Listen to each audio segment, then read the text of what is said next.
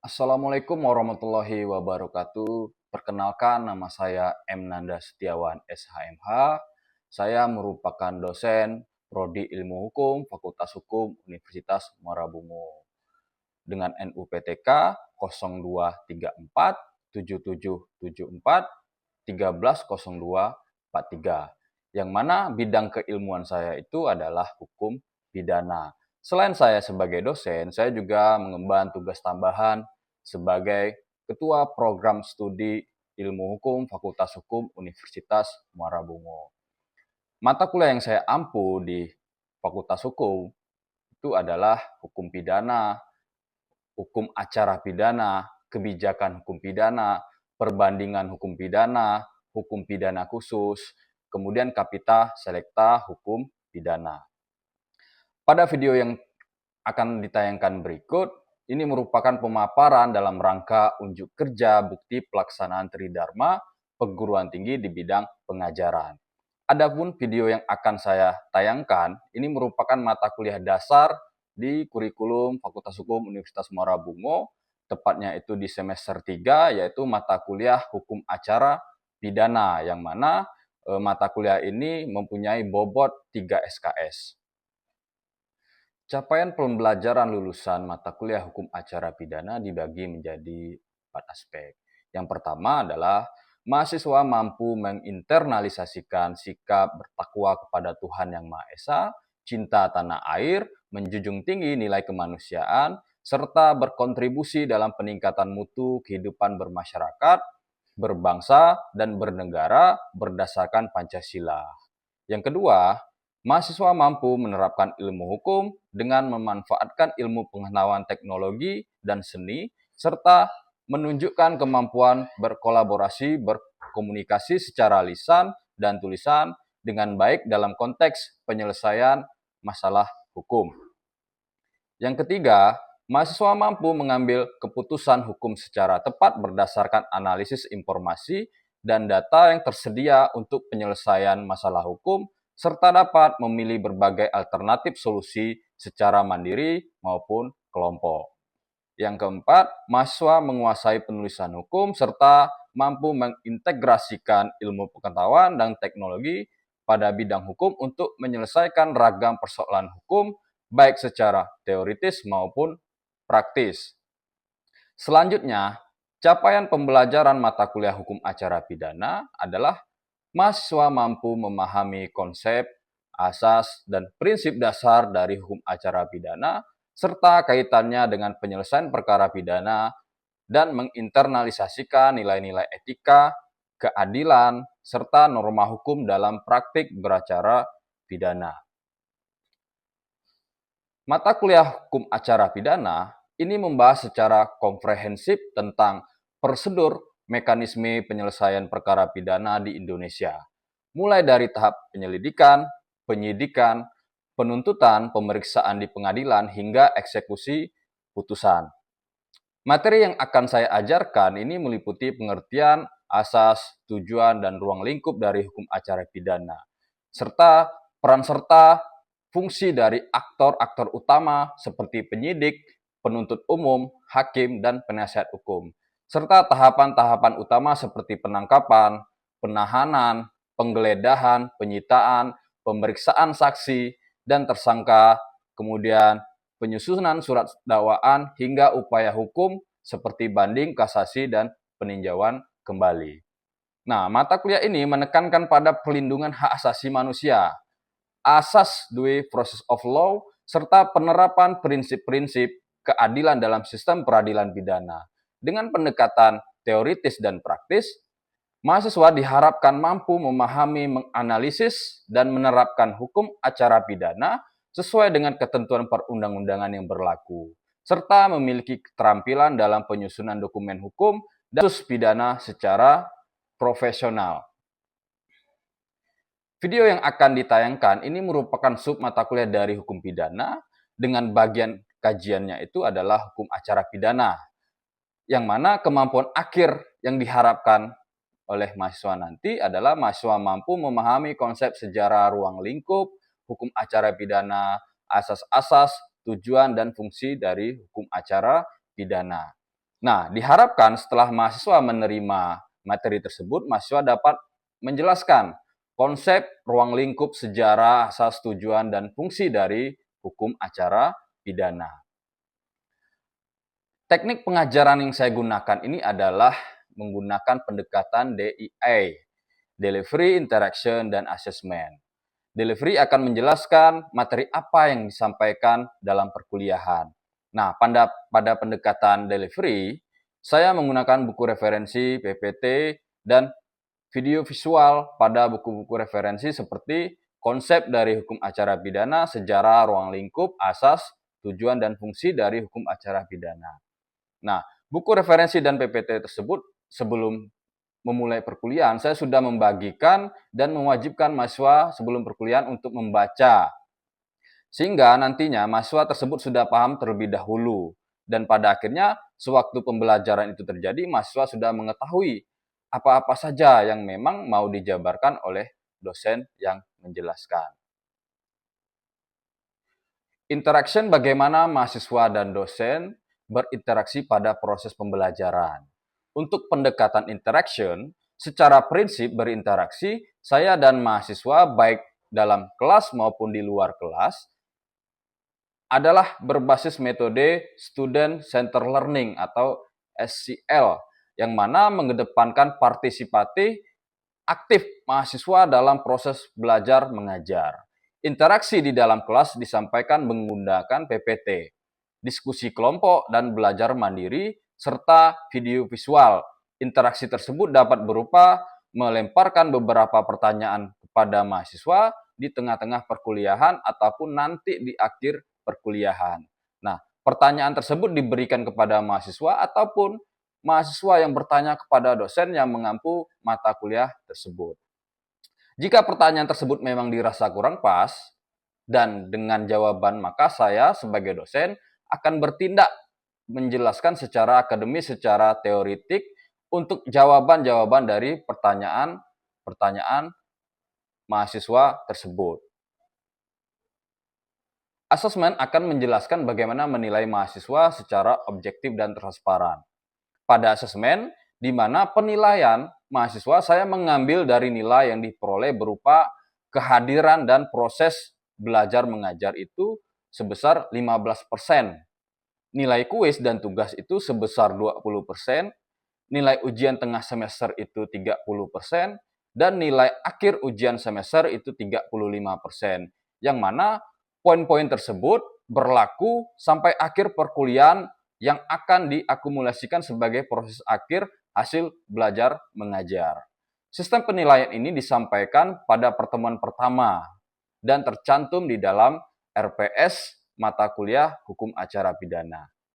Demikian 3 aspek pelaksanaan kegiatan mata kuliah Hukum Acara Pidana dengan menggunakan pendekatan DEI, Delivery, Interaction, dan Assessment yang berbasis metode Student Center Learning. Berikut pembelajaran dari saya untuk mata kuliah Hukum Acara Pidana. Assalamualaikum warahmatullahi wabarakatuh. Waalaikumsalam warahmatullahi wabarakatuh. Selamat pagi, salam sejahtera untuk kita semua.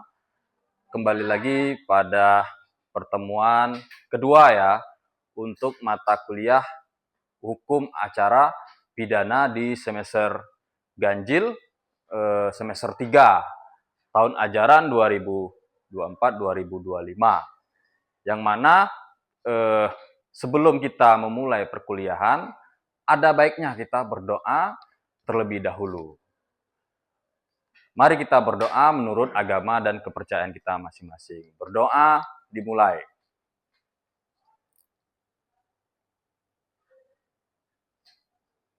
Berdoa selesai.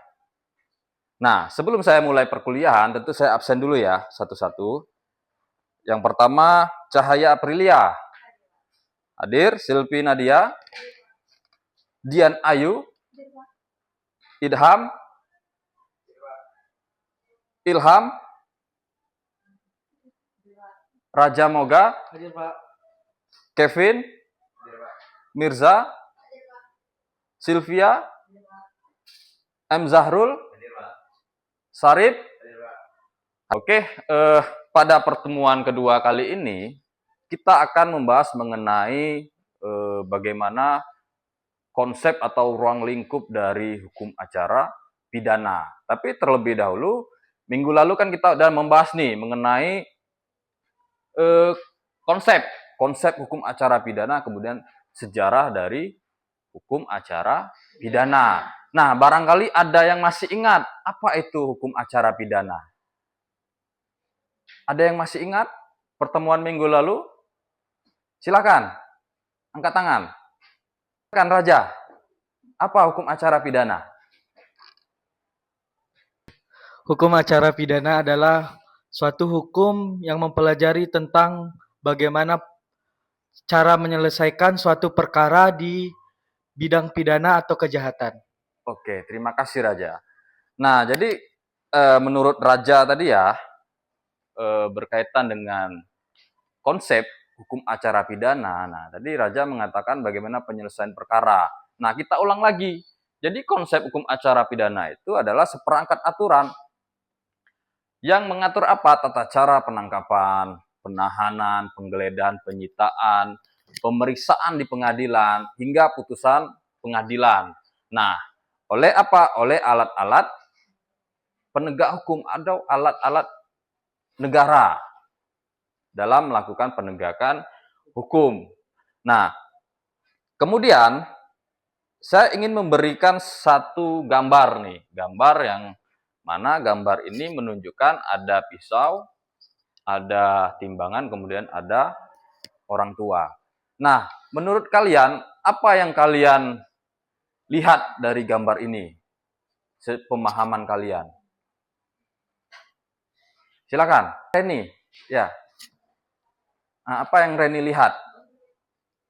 Nah, kalau menurut kami Pak, itu tuh gambar di mana itu sebenarnya itu kan timbangan hukum ya Pak. Cuma Ya. itu ada gambar pisau di mana pisau itu lebih tajam ke bawah, tumpul ke atas. Nah, tajam ke bawah itu lebih tajam untuk rakyat-rakyat miskin atau rakyat yang tidak beruang. Kalau yang tumpul ke atas itu lebih ke orang-orang yang beruang. Oke, terima kasih Reni. Nah, jadi kalau kita lihat dari gambar ini, nah tentu kan banyak pandangan dari masyarakat bahwasanya hukum itu tajam ke bawah, tumpul ke atas. Nah, tentu di balik dasar, nah ini yang seringkali apa? Seringkali disimpangi oleh oknum-oknum aparat penegak hukum. Sehingga apa? Terjadilah nih hukum tajam ke bawah, tumpul ke atas. Ke orang miskin, hukum itu langsung ditindak. Sedangkan orang kaya ketika melakukan pelanggaran hukum, nah itu akan lama prosesnya.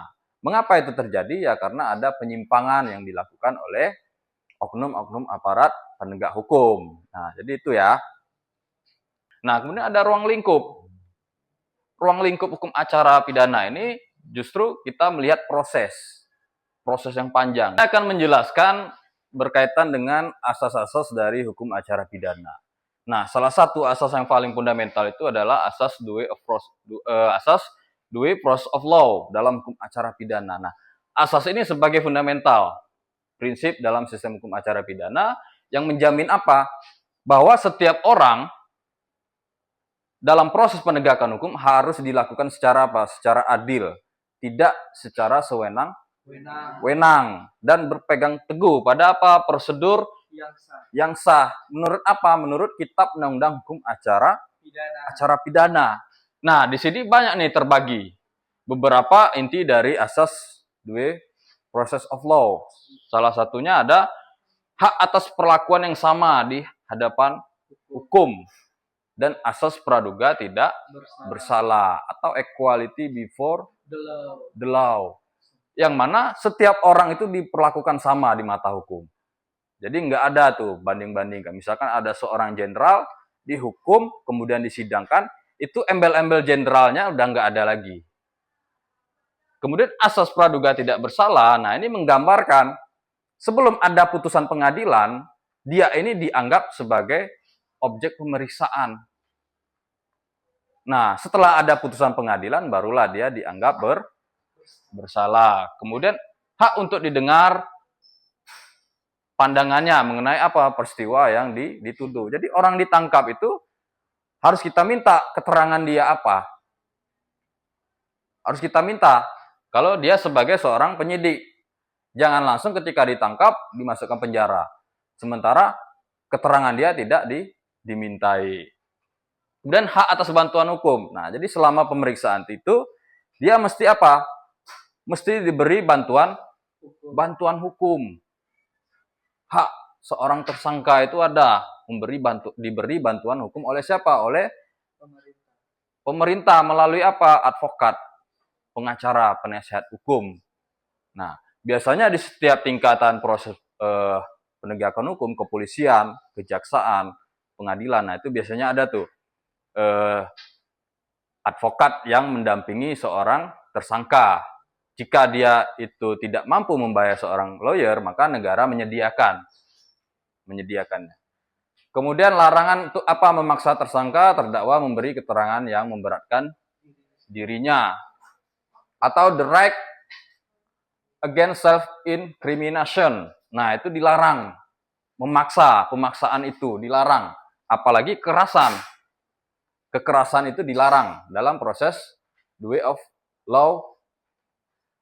Kemudian penangkapan, penahanan, penggeledahan, penyitaan harus dilakukan berdasarkan aturan undang-undang. Nah, jadi setiap proses penangkapan itu harus ada surat perintah.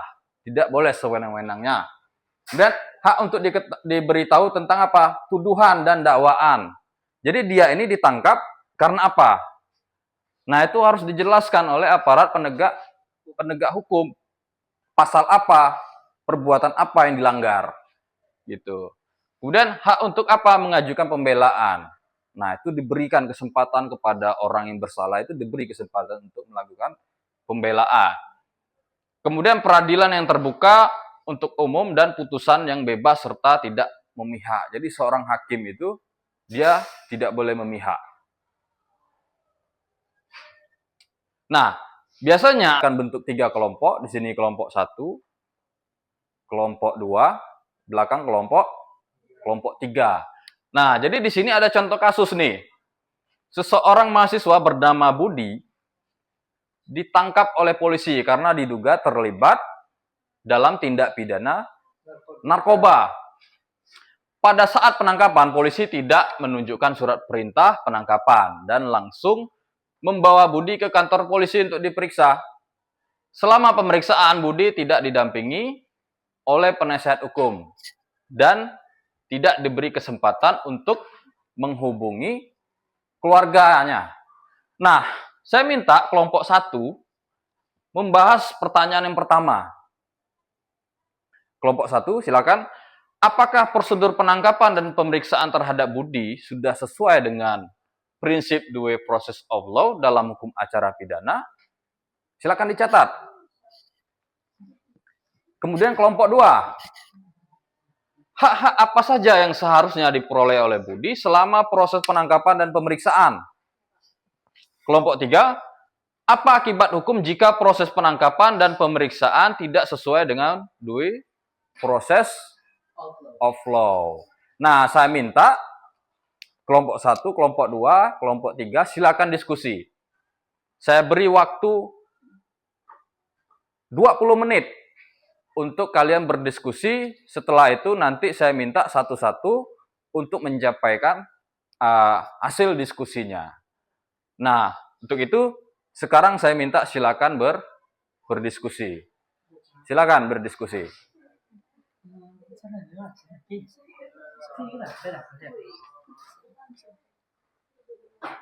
Nah, udah sampai mana diskusinya? Ini Pak masih cari referensi. Oh, referensi. Oke. Di sini ada kendala apa diskusinya? Apa yang belum dimengerti? Prosedurnya di Udah ngerti ya? Oke. Silakan kelompok 3. Ada. Udah sampai mana diskusinya? Ada ya.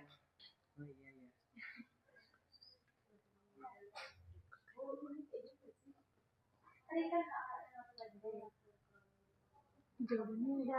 Oh, masih dalam proses ya? Oke. Coba dibaca. Baik.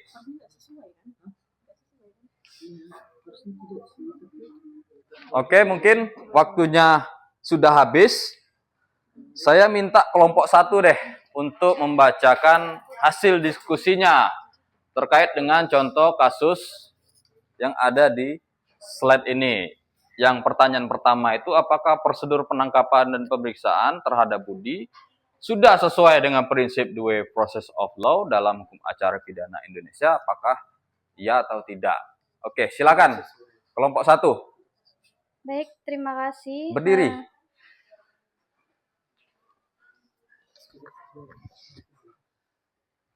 Jadi, ini hasil diskusi kami bahwa tidak sesuai prosedur penangkapan dan pemeriksaan terhadap Budi tidak sesuai dengan prinsip due process of law. Penangkapan tanpa surat perintah hanya dibenarkan dalam keadaan tertentu. Misalnya tertangkap tangan, dan tersangka berhak didampingi penasihat hukum serta diberi kesempatan untuk menghubungi keluarga. Tidak dipenuhinya hak-hak untuk merupakan pelanggaran terhadap asas due process of law.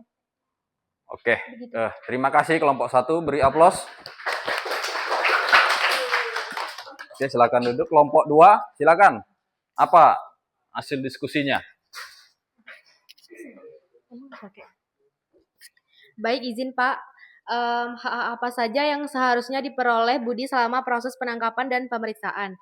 Yang pertama itu mendapatkan surat perintah penangkapan kecuali tertangkap tangan. Yang kedua, diberitahu alasan penangkapan dan dugaan tindak pidana.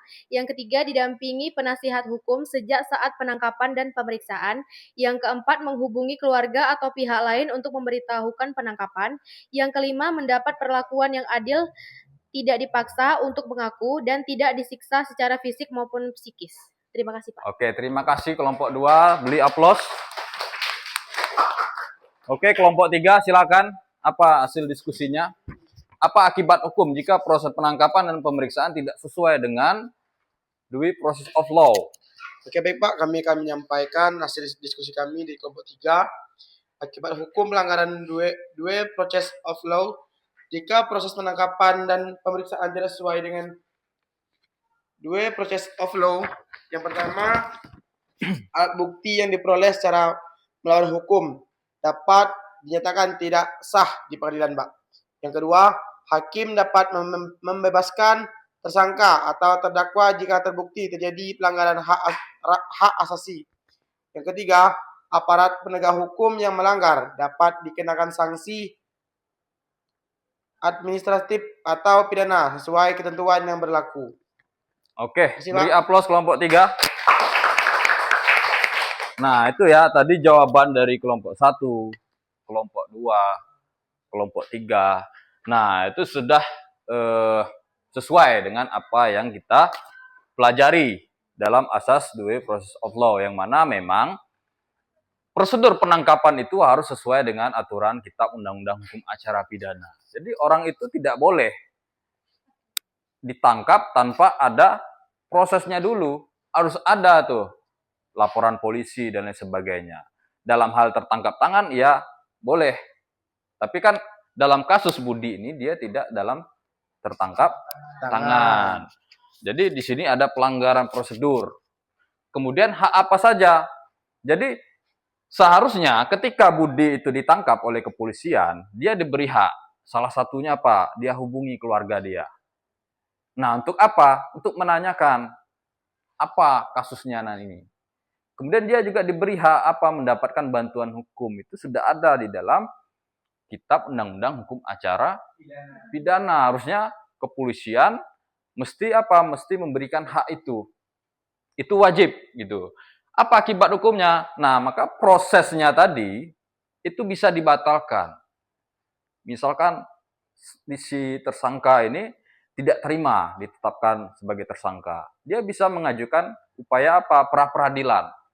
Sah atau tidak penangkapan dia ini. Penetapan tersangkanya. Jika hakim mengabulkan, maka dia dibebaskan. Karena apa? Karena itu tadi prosedur yang dilakukan oleh kepolisian dalam melakukan penangkapan, diduga melakukan tindak pidana narkotika itu tidak sesuai dengan hukum acara pidana. Gitu ya. Mungkin sampai sini ada pertanyaan, silakan. Angkat tangan. Ya, silakan Silpi.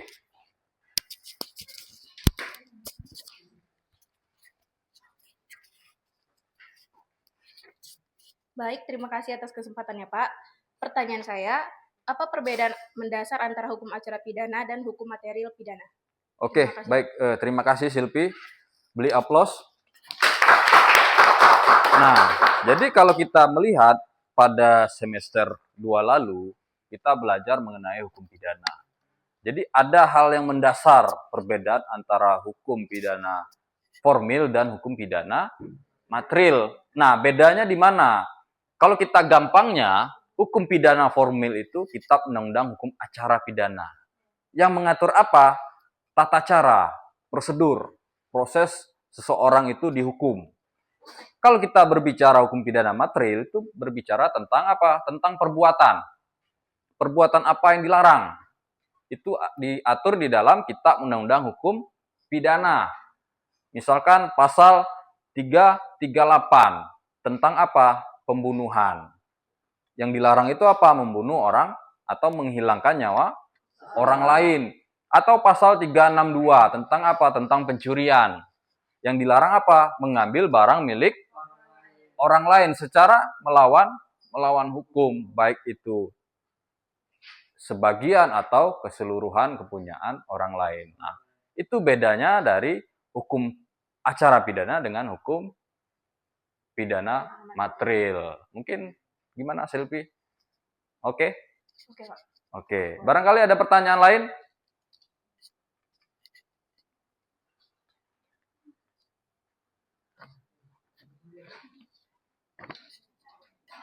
Nah, jika tidak ada, saya ingin menayangkan nih satu video yang mana proses penegakan hukum. Nah, ini seorang tersangka diduga melakukan narkotika, kemudian disidangkan. Setelah disidangkan, diputus pengadilan masuk ke lembaga pemasyarakatan. Nah, itulah proses bagaimana hukum acara pidana itu berjalan.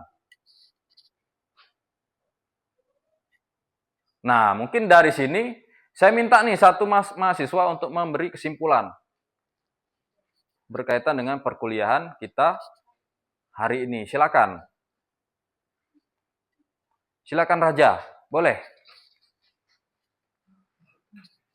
Silakan. Oke, silakan. Baiklah, saya akan menyimpulkan tentang materi kita pada hari ini.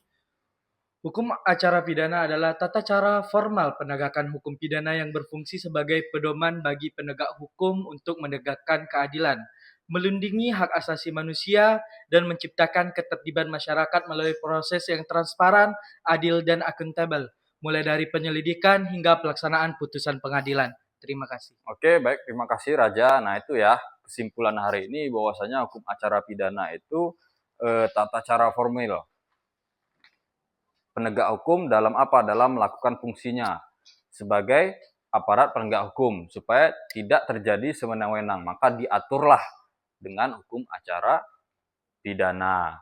Nah, barangkali saya minta minggu depan masing-masing mahasiswa untuk membaca subbab tentang penyelidikan dan penyidikan. Minggu depan akan saya tanya satu-satu apa itu penyelidikan dan apa penyidikan. Kemudian bedanya itu apa? Ada juga penyimpangan-penyimpangan yang dilakukan. Nah, tapi kalau menurut pandangan saya selama saya mengamati hukum di negara kita, nah tentu penerapan dua process of law ini justru berjalan dengan baik.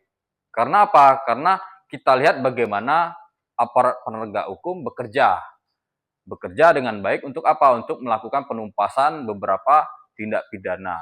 Contohnya apa? Tindak pidana pertambangan emas yang mana maraknya di kota kita ini. Kemudian ditindaklah oleh aparat penegak hukum dan beberapa tindak pidana lainnya. Saya kira penerapan asas due process of law ini sudah berjalan dengan baik. Hanya saja memang ada beberapa kasus yang kontekstual, mungkin kasusnya itu sering terjadi penyimpangan dan lain sebagainya. Nah, saya kira itu ya. Oke, bisa diterima? Baik, jika tidak ada pertanyaan lagi, saya akhiri. Wassalamualaikum warahmatullahi wabarakatuh. Waalaikumsalam.